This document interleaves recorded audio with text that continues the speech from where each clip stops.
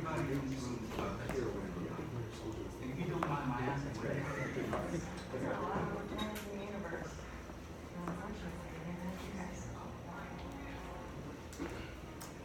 All right, 10:29 is the time right now. Avengers Endgame is the final chapter of the Marvel journey that began more than a decade ago. It's also a critical and commercial hit, earning rave reviews and more than $1 billion in its debut weekend alone. Now, this means our next guest will go down in Hollywood history. They're two of the hottest directors working today, responsible for 4 of arguably the best movies in the MCU. And when Winston says hottest, he's talking about their looks. Because they're awesome. They are some good looking men. Joe and Anthony Russo joining us. You guys are too kind. Yeah, my four favorite MCU films: Winter Soldier, Civil War, Infinity War, and now Avengers Endgame. Guys, thank you so much for coming in. Yeah, we appreciate it. Thank you for having us. We appreciate you coming in. Our pleasure. Yeah, this is amazing. So look, the question I want to ask is, after the success of the other movies that you've done, the huge success, you guys keep raising the bar.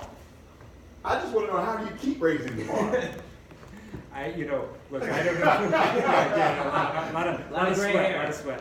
Yeah, I don't know. Look, this movie has a very special place, I think, in the work that we've done for Marvel and the entire run of the Marvel movies, and that it was intended to be the ending, the culmination of a over 10-year run, now a 22-movie run.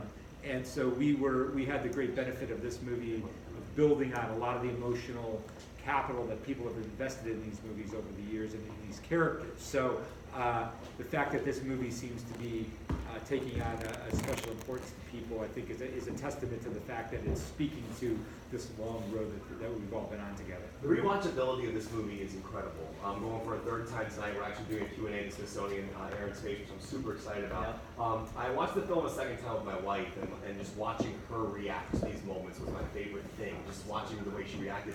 I was talking to you earlier about sneaking into films over the weekend. When you're sitting in a theater and watching an audience watch your movie, what is that like? It makes it all worth it. I mean, these are really, really difficult movies to make.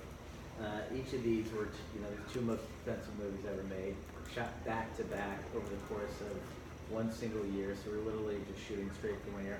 But when you get in a theater, especially in a film like this, and you hear a vocal response, and people are clapping and cheering and crying together and laughing, and it's just, the energy is worth it to us because we grew up fans. We grew up comic book geeks. So, these are the stories we always wanted to see brought to life on screen. And be able to share that with other fans is the most special experience as a director. Now, when you have a movie like this, and we've asked you these questions before about connecting the dots, connecting all these characters, and making sure that everybody has enough screen time, because there are a lot of people in these movies.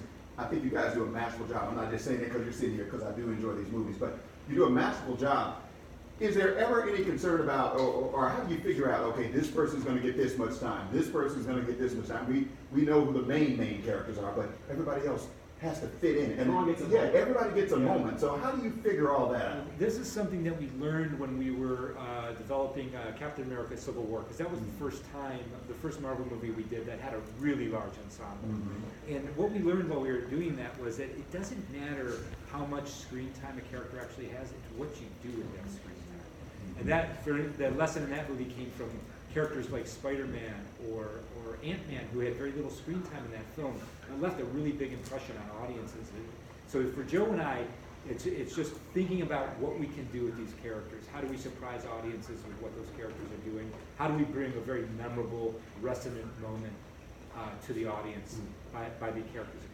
Now, we are in non-spoiler territory. We accept the idea that the audience may not have seen the film yet, so we're sticking to non-spoilers. Are we allowed to discuss your cameo at all? Is that something that we can, is that too spoilery? You just spoiled it. No. I guess we can now. You do cameo in your movies, generally speaking. It's no longer worth going to see. That ruins everything. If that's a spoiler, we don't have to get into that. No. Certainly, I mean, You've talked about this already, right? Yeah, I mean, it's just, we do a lot of things that have a personal meaning to us, and he and I have been on a journey for 25 years as filmmakers. It started with me as an actor, right, before I became a director, and so every now and then I'd pop in and take a cameo under a pseudonym. Winter Soldier, yeah. My acting name is Gozi Agbo.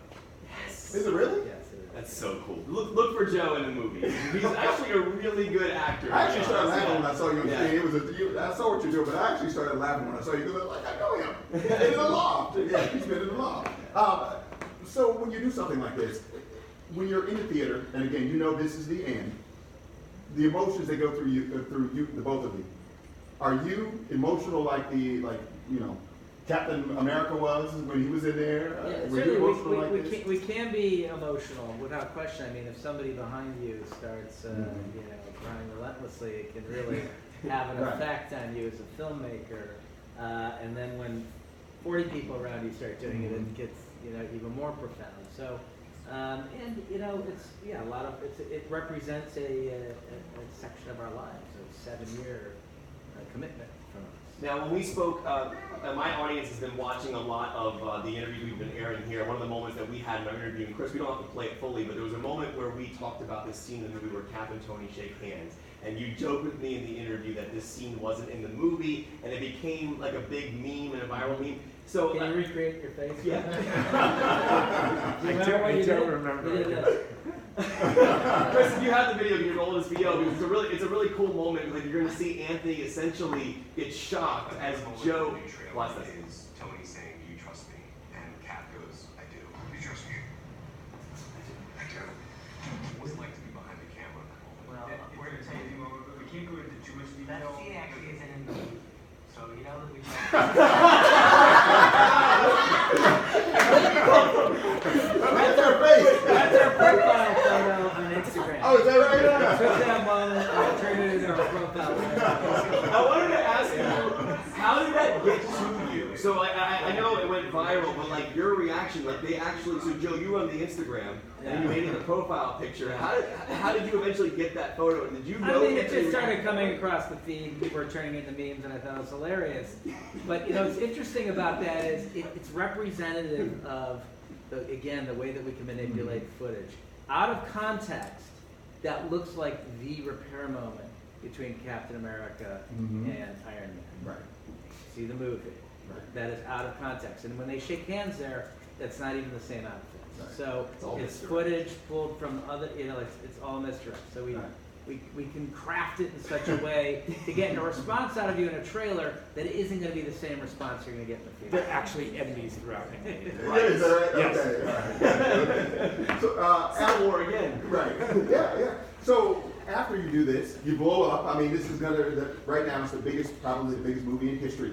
What do the brothers do now? What do the Russo brothers do now? We know you got 21 Bridges coming out. Yeah. Is there a couch somewhere? We're gonna take a nap. Go take a nap for a decade or so. Proverbial go to Disneyland. Yeah. So we have a company called Advo, our own studio. We've raised a bunch of money, and we're into artist ownership, and we're Steven Soderbergh is an amazing filmmaker who discovered us 2 decades ago. We wouldn't be sitting here without him, so we feel like we owe karmic debt back to the universe to go do the same thing for other filmmakers. And the other thing we're doing is we've got a movie we're going to go shoot with Tom Holland, who of course plays Spider-Man. Cherry? It's called Cherry, and it's based on a book about a paramedic who comes back from the Iraq War with PTSD and gets hooked on heroin as a way to deal with his issues. And it's very profound and tragic book about the opioid epidemic. Well, we're looking forward to that. Avengers Endgame is in theaters. I believe there are still tickets available tonight, so it's 7 o'clock tonight. So even more money. Yeah, at the Air and Space Museum, at the Smithsonian, the Lockheed Martin IMAX. We're going to be doing a 7 o'clock showing, and then Anthony and Joe are going to join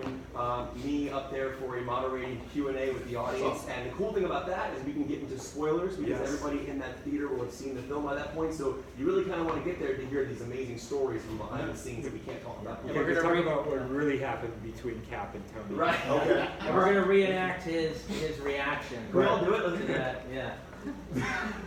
He can't even do it again. He can't do it anymore. You were so what was going through your See, mind? that's why I don't cameo in the movie. I think he was just so tired that I think he was like, wait, what's happening? You just finished the movie the night before that interview, which is crazy. We gotta go. They're wrapping up. That's true. Avengers Thank you, Endgame in gentlemen. theaters now. So. Thank you. Yeah, always a pleasure. It's in IMAX. It was shot in IMAX, which is cool. Thank you, Joe. Great to see you. Joe, real quick, when you do the cameos, does Anthony direct you or do you direct yourself? I am Bit of both. Yeah, a little both. Because, you know, we have playbacks, I can run back and watch the play. Do you yell at him and tell him to do it again? Does he yell at me and tell me? I want to see Yes, he that. does. Thank you, gentlemen. No, I have to give no Thank you. Biggest box office of all time, so phenomenal. There's a new hero hitting the streets next month as well. Coming up a little bit later, speaking of movies, we got a double hitter for you. El Chicano stars George Lopez and Raul Castillo are going to join us live. First off, Aaron's cooking up something in the kitchen. What do you want to do? Oh, that's right. I don't know how you follow that up, but the National Wine and Food Festival back this weekend, this morning, we're getting a little taste of what to expect with some help from one of the chefs and mixologists who will be on hand. The Russo brothers are hungry and thirsty. They can hang with us too. We'll be right back. Chris, where is George Lopez? Is that a tree? No, I want to.